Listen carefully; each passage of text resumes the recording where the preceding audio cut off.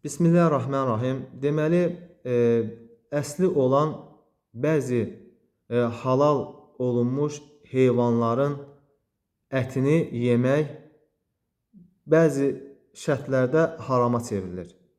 Məsələn, inək, qoyun, quzu, keçi fərq etməz. Baxmayaraq ki, onun əti halaldır, yemək olar, lakin kəsilərkən üzərində Bismillah, Allahu Akbar demədən olarsa, bu zaman o heyvan haramdır, onun ətini yemək də yəni haramdır. Yəni müəyyən şərtlər daxilində halal olmuş bəzi heyvanlar harama çevrilir. Məsələn, Allah Subhanahu buyurur ki, "Hurrimet aleykum." Bunlar yəni sizə qəti olaraq haram edilmişdir.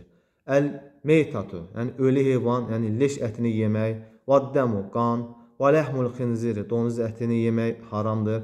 Və mə uhillə li qeyrilləh bihi, Allahdan qeyrisinin adı ilə kəsiləni.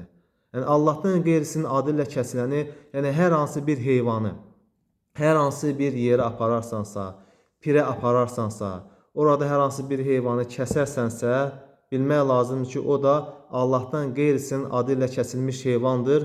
Onun əti də haramdır. Onu yemək müsəlmana yaraşmaz.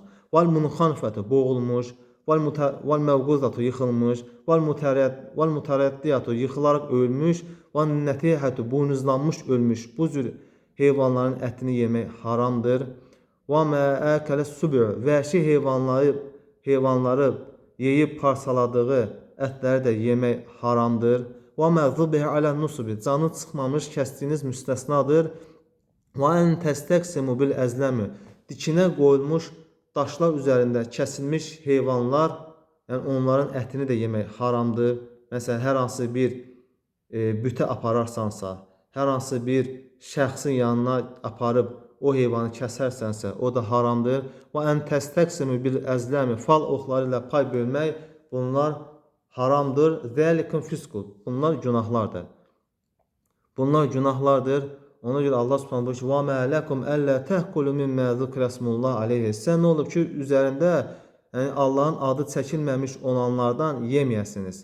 Ona görə hər bir kəs yəni bu mövzuya, bu nəsihətə önəm verməli və əməl etməlidir.